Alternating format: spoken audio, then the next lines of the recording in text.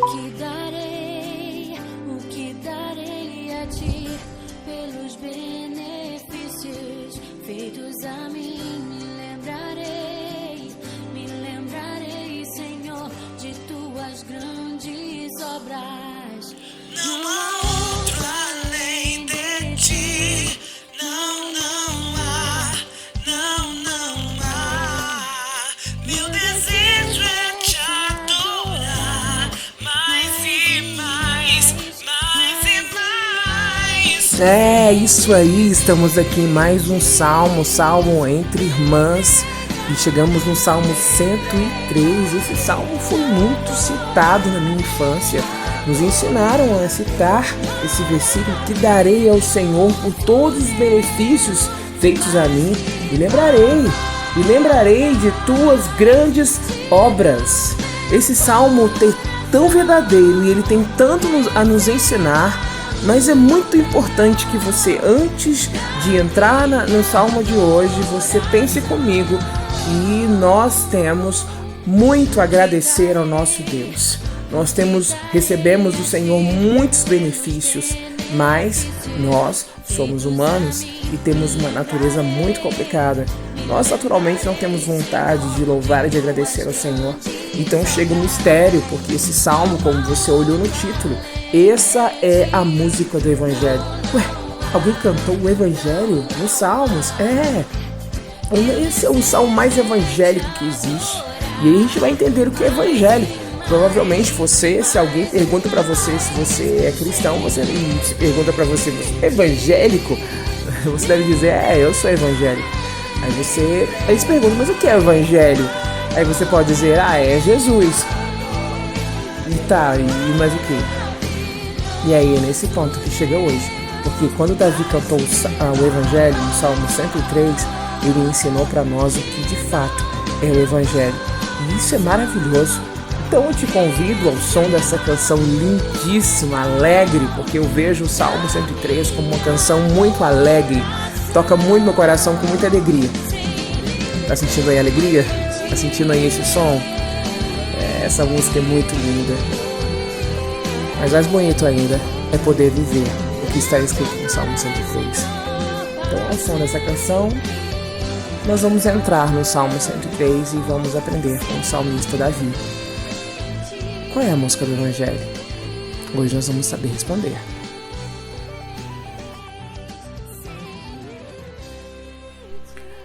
Queria fazer uma pergunta para você.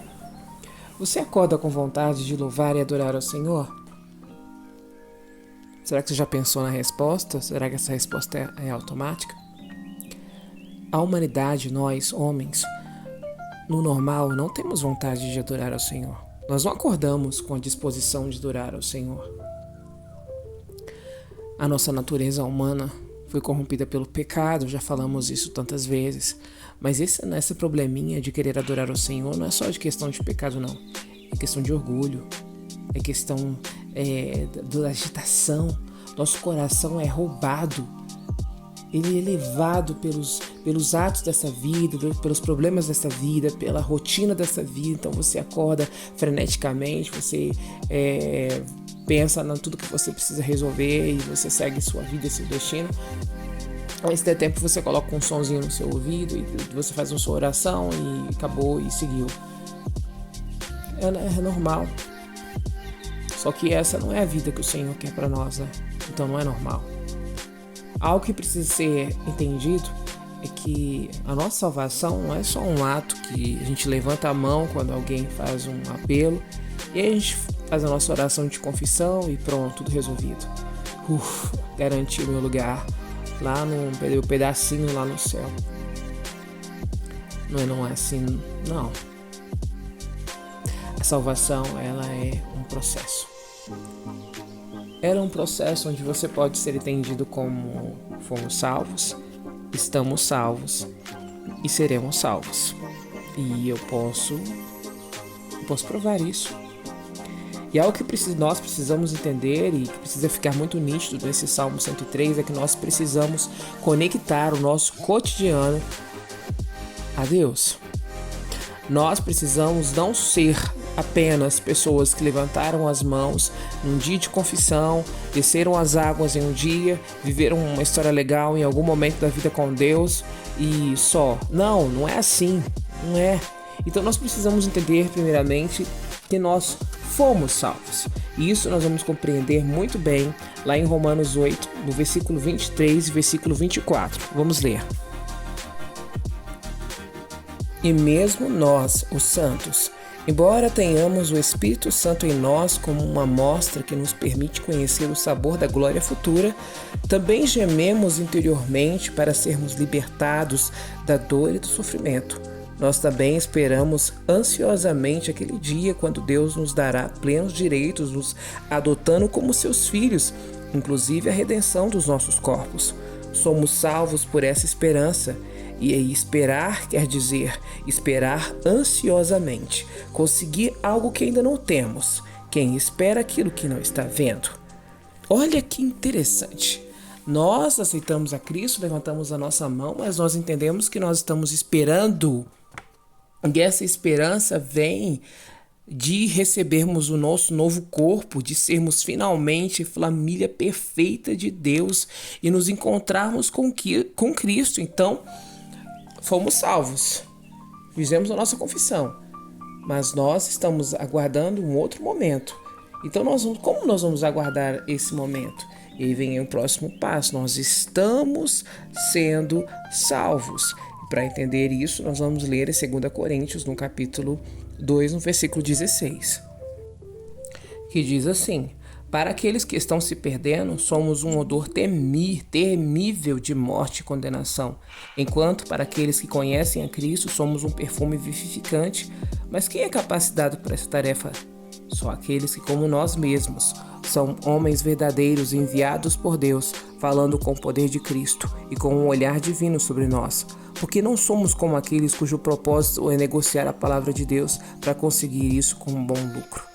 Nós estamos sendo salvos. Cheiro de morte para aqueles que não querem Cristo e cheiro de vida para aqueles que querem. Então, como é que eu posso exalar vida senão quando eu deixo o caráter de Cristo fazer parte da minha vida? Quando eu deixo a glória de Cristo, o Evangelho, ficar nítido para as pessoas através da minha vida. Então, nós estamos sendo salvos. Consegue compreender? Fomos salvos. Estamos sendo salvos e um dia, sim, nós seremos salvos. Eita, é um processo, e aí, para a gente entender isso, nós vamos ler Romanos 5:9. E já que por seu sangue ele justificou a nós, pecadores, quanto mais ele não fará por nós agora que nos declarou sem culpa. Agora ele nos salvará de toda a sua ira que está por vir. E quando ainda éramos inimigos de Deus, fomos reconciliados com Deus pela morte de seu Filho. Quanto mais agora, tendo sido reconciliados, seremos salvos para a vida de Cristo. O Evangelho é a reconciliação do homem com Deus. Nós pecamos, todos pecaram, e nós nos afastamos da presença de Deus, nós nos afastamos do favor dele, e lá no Éden, lembra disso? Só Jesus poderia nos reconciliar e nos resgatar. E aí nós podemos agora, nesse exato momento, nós podemos com essa compreensão entrar no Salmo 103 e entender por que o Salmo 103 é o Evangelho cantado. Como assim Davi cantou o Evangelho? E aí nós vamos compreender que nós fomos salvos, estamos sendo salvos, e um dia finalmente nós seremos salvos. Então, se você está achando que ser salvo é só fazer sua confissão de fé ali e pronto, está resolvido, lamento lhe informar, não é assim que funciona. Espero que você também tenha lido o Salmo 103 e tenha se apaixonado por essa canção. Se você ainda não fez, faça isso. Agora, se você não pode fazer nesse exato momento, então é que o Espírito de Deus fale em seu coração através dessa belíssima canção. Se o normal do coração humano é ser frio, deve existir uma maneira de aquecer o coração. E o salmista, no Salmo 103, tudo que ele estava desejando é aquecer o coração dele, demonstrando que quem controlava o coração dele, quem tinha o cabresto do coração dele, era ele mesmo. E ele não poderia viver motivado pela sua própria vontade, que acontece muito conosco. Nosso coração nos engana, nós não podemos seguir o nosso coração. Existem teorias e argumentos das pessoas que nós temos que seguir o nosso coração, mas na verdade a Bíblia não diz que nós temos que seguir o coração, porque o nosso coração nos engana. Então no Salmo 103, o salmista está dizendo para o coração dele, você vai acordar e vai aquecer de amor por Deus. Você vai acordar e você vai sentir gratidão a Deus. Você vai acordar e você vai explodir em adoração a Deus. Você vai transformar a sua vida assim, ouvir o coração. E aí ele começa, né? Ele começa com a mesma frase e o salmo termina com a mesma frase. Isso é maravilhoso. No versículo 1 diz, a tradução que eu estou lendo, dê louvor ao Senhor, ó minha alma, e tudo que há no meu ser, louve o teu santo nome. E aí ele termina no versículo 22, tudo que há em mim, bendiga o teu santo nome. Ele começa e ele termina louvando ao Senhor. E também tem outra tradução que diz assim, todo o meu ser louve ao Senhor, todo o meu ser. Bendize a minha alma ao Senhor e tudo que há em mim, bendiga o teu santo nome. Essa é a tradução mais conhecida e mais dita por nós. Começa assim e termina assim. Não é que a pessoa está falando que naturalmente, Davi, o autor, falando naturalmente, vou bendizer e louvar o Senhor. Ele está falando para a alma dele. Ele está dialogando para a alma dele. Nós sabemos que Davi é especialista no diálogo com a alma dele, com o interior dele. E ele calava as queixas do nosso coração, porque o nosso coração, ele é bem complicadinho. Ele nunca está satisfeito, nunca está contente, nunca está totalmente pleno. Então Davi conversava com o coração dele e domava o coração dele. Eu estou mostrando aqui que ele está no controle. Um coração domado. Um coração que tem um controle que só o Espírito Santo pode gerar. E Davi está falando para a alma dele, louve ao Senhor. Tudo que há em mim, tudo que você faz, louve ao Senhor. Não existe essa história de vida secular e vida cristã. Só existe uma vida. Então quando Davi fala que tudo que há em mim é toda a vida, é necessário que exista uma conexão entre o nosso cotidiano, o nosso viver, com uma conexão com a palavra de Deus.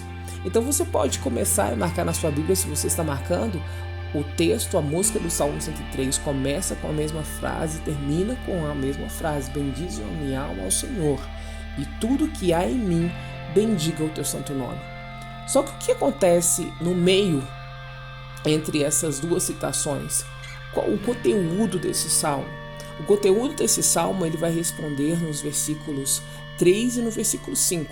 Então, se você está fazendo suas marcações na sua Bíblia, nós podemos dividir esse salmo em 3 partes. A primeira parte vai do versículo 1 até o versículo 5, nós poderíamos dizer Davi reafirmando o Evangelho. A segunda parte vai do versículo 6 até o versículo 19, e essa segunda parte fala que Davi recorre ao Deus do Evangelho. E a terceira parte, Davi reverbera, ou seja, ele ecoa o Evangelho, que vai do versículo 20 até o versículo 2. Feitas essas marcações, você pode comigo olhar, se você já deixou registrado aí na sua Bíblia, que seu coração tem controle sim. Seu coração não é que controla você. Quem controla você é o Espírito Santo de Deus. Então esse controle pelas emoções, ele acontece com a meditação. Hoje, nos nossos dias, quando a gente fala de meditação, as pessoas dizem que você deve esvaziar a cabeça. Mas na verdade, na palavra de Deus, quando você fala de meditação, você não esvazia, você enche. Enche o quê? Enche a sua cabeça da palavra de Deus. Você enche a sua cabeça do Evangelho, dos motivos para adorar o Senhor. Então, logo após, quando Davi diz que tudo que há nele bendiga o santo nome, aí no versículo 2 ele fala todo do meu ser te louve e que jamais eu me esqueça das suas bênçãos. Ele está falando para o coração dele, porque nós temos muitos problemas com esquecimento, nós nos esquecemos do que o Senhor faz. E aí a gente poderia olhar com um olhar frágil e pensar assim, só as coisas que o Senhor nos deu, mas na verdade que bênçãos são essas? E aí no versículo 3, 4 e 5 vem nos falar que bênçãos são essas. Existem 6 verbos aí, você pode marcar. Ele perdoa os nossos pecados, o perdão. Ele cura todas as doenças. A cura é outro verbo.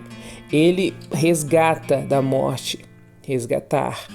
Ele coroar de amor e misericórdia. Ele encher a minha vida de coisas boas. Minha juventude é renovada como a águia. Essas 3 palavras-chave, perdoar, curar, resgatar, coroar, encher e renovar, né, dependendo das traduções podem ter alguma colocação diferente. Essas 6 palavras, essas 6 citações demonstram a bênção que ele recebeu. E aí eu te pergunto se existe alguma diferença nessas bênçãos todas entre um ímpio e um justo. O ímpio quer ser perdoado? Claro que quer. Ele quer ser resgatado? Claro que quer. Ele quer ser coroado? Claro que ele quer. Ele quer renovação? Obviamente, ele não quer ficar velho. Só que essas bênçãos aqui, elas são muito mais profundas do que se possa imaginar. Porque elas estão intimamente ligadas ao nosso Senhor, ao nosso Salvador. Por quê? Porque a bênção do Evangelho, ela foi dada através de Jesus. O Evangelho não é nada mais, nada menos que a possibilidade de ter um relacionamento novamente com Deus. É encontrar novamente com Deus.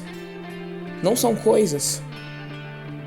A grande bênção não são coisas. Eu não posso olhar esse texto aqui pensando do perdão, da cura da doença física, de algum tipo de morte, algum tipo de livramento que eu recebi aqui, do amor e misericórdia. Sim, isso é maravilhoso, e meu olhar frágil veria isso como algo maravilhoso, mas isso é muito mais especial, porque eu fui perdoado do quê? Eu fui perdoado de uma situação de ofensa gravíssima. Sabe quando você está chateado com alguém que você não consegue ficar perto da pessoa? Eu não podia ficar perto de Deus. Você não podia ficar perto de Deus. Ele não ficava perto de você por causa do pecado que você cometeu, que eu cometi. E eu não tinha como pagar isso, eu não tinha como obter o perdão. Então ele dá o filho dele por amor a nós, e o filho dele vem e nos resgata essa possibilidade. E aí aquele lugar, aquela circunstância que eu não poderia estar perto da pessoa, eu posso agora ficar no colo da pessoa. Eu posso ficar juntinho da pessoa. Esse é o perdão dos pecados que nós recebemos. A cura para todas as doenças. Aí você poderia olhar as doenças que eu tenho aqui na minha vida, mas essa doença aqui era uma condição de uma alma doente, um espírito doente, longe do Espírito Santo, longe do Espírito de Deus, sem disposição para Deus, sem alegria, sem esperança alguma. E aí o Senhor vem e me redime, Ele vem e cura minhas disposições e as minhas possibilidades de enxergá-lo e de me alegrar nele. E aí Ele vem e me resgata da morte, como está colocado aqui. E esse resgate é nada mais, nada menos do que uma morte eterna. Não é só um livramento aqui nesta vida, mas é uma morte eterna, é uma condição eterna de morte. E Ele vem e me resgata. E faz mais, Ele me coroa com amor e com misericórdia. Jesus é a expressão do amor e da misericórdia que está sobre nós. E esse coroar aqui não é que só que eu recebia um enfeite bonitinho, não. É que nós vamos reinar junto com eles, e os nossos atos aqui neste mundo devem ser atos de amor e de misericórdia. Afinal de contas, eu me torno uma participante da família de Deus. Não participante no sentido figurado, mas um participante de fato. Cooperador com Deus, participante dele. Então essa coroa ela é nítida para as pessoas, e essa coroa atinge as pessoas como a bênção de Deus sobre a vida delas. Isso é muito especial. E Ele não faz só isso, Ele enche minha vida de coisas boas. Ele poderia novamente olhar com um olhar, né, simplista e dizer, das coisas boas que eu recebi aqui nessa vida, que legal isso, mas não. O Senhor me faz o necessário. O necessário, Ele não me faz nem muito nem pouco. Ele me dá o necessário para viver. E aí entra Mateus 6, onde o Senhor supre todas as nossas necessidades, que diz para a gente buscar primeiro o reino de Deus. e a sua justiça, as coisas serão acrescentadas. E aí o Senhor dá o necessário para a gente viver. Muitas pessoas se apegam ao Evangelho achando que ele é uma pílula que resolve os problemas das pessoas. O Evangelho não é uma pílula. O Evangelho não é um solucionar de problemas aqui corriqueiros. O Evangelho é que você agora pode, e você tem um Pai. Você agora pode recorrer a alguém, você pode se entregar e se doar a alguém. E aí vem com outro verbo que é renovação, como a águia, e a gente pode lembrar de Isaías: mais do que espero no Senhor, renovarão as suas forças, subirão com asas como em águias, e não se cansarão, e correrão. Então essas promessas para o Senhor, tudo isso acontece a partir de Jesus, que trouxe para nós a possibilidade, que trouxe para nós a oportunidade de viver uma vida controlada por Deus, uma vida direcionada por Deus. E aí vem o segundo ponto, onde o autor aqui faz referência a Moisés. Lá em Êxodo, o contexto dessa citação está em Êxodo 33, 19, e também em Êxodo 34, onde o Senhor se revela a Moisés. O contexto é o momento em que aquelas pessoas começam a pegar o ouro e fazer uma outra imagem. O Senhor vai e fala com aquelas pessoas, e a misericórdia do Senhor ficou ali muito nítida. E aí aqui mostra, né, a revelação de Deus no Evangelho, e Davi mostra aqui, através da história de Moisés, essa revelação.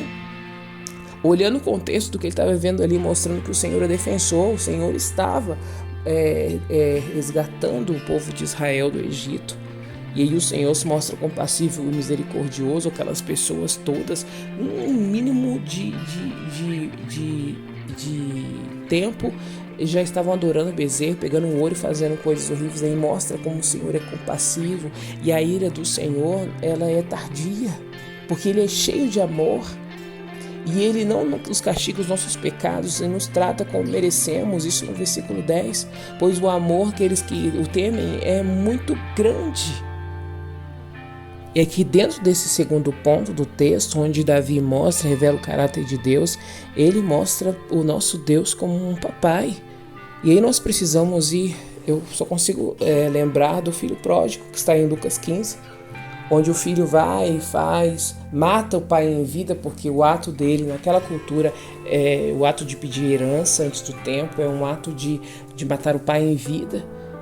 E aí o pai o recebe de novo, quando ele se arrepende, o pai o recebe de novo como se nada tivesse acontecido. Isso mostra aqui, e aí você está ouvindo aí no fundo, que o nosso Deus é como um pai.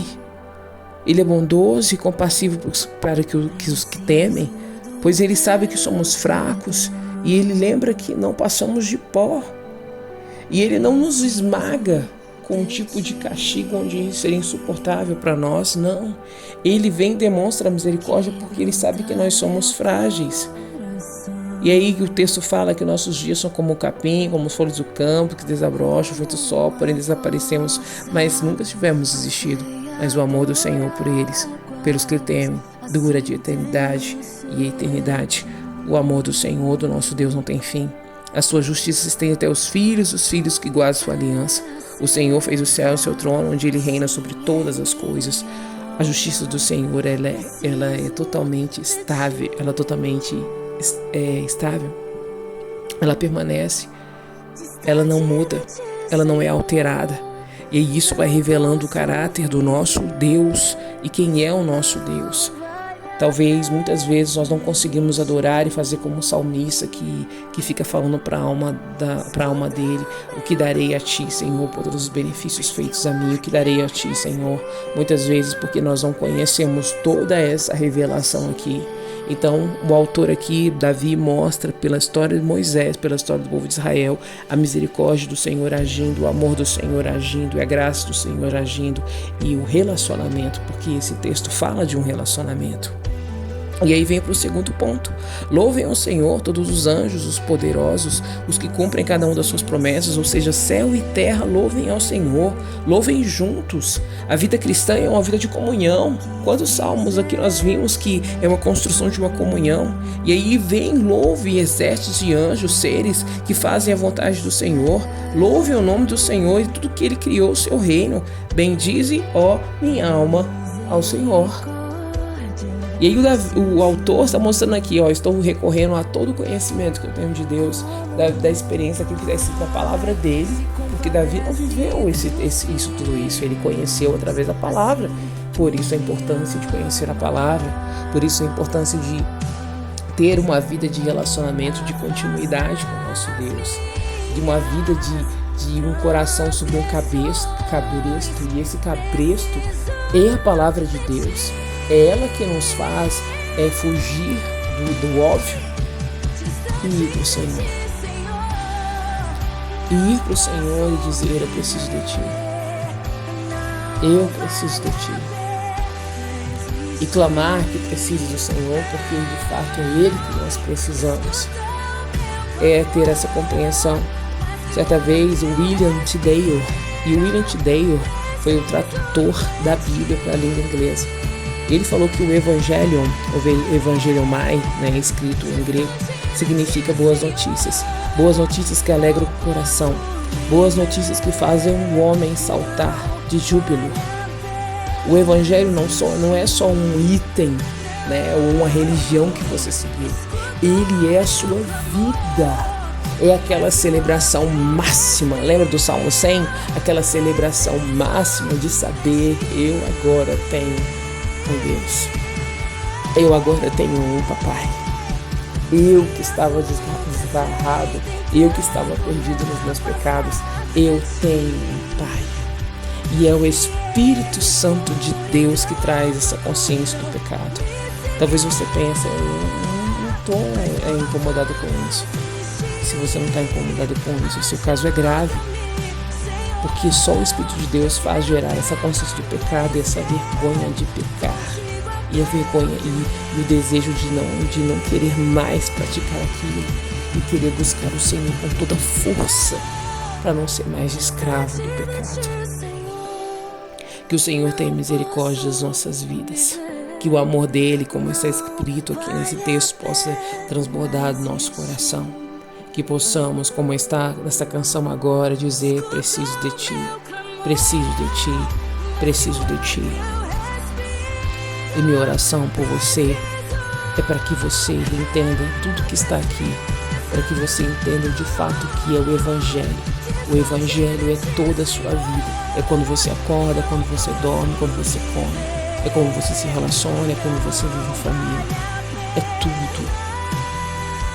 Que essa compreensão venha sobre o seu coração e que você possa fazer como Davi, que possamos fazer como Davi. Bendize a minha alma, Senhor, e tudo que há em mim, bendiga teu santo nome. Bendize a minha alma, Senhor, não se esqueça de nenhum dos seus benefícios, tudo que fizeste por mim, Senhor, naquela cruz, todo o amor dado ali por mim, é o suficiente. Que o Senhor te abençoe e te guarde, e que você possa viver assim como eu desejo, e minha oração também é para mim, que possa viver de fato o Salmo 103. Amém.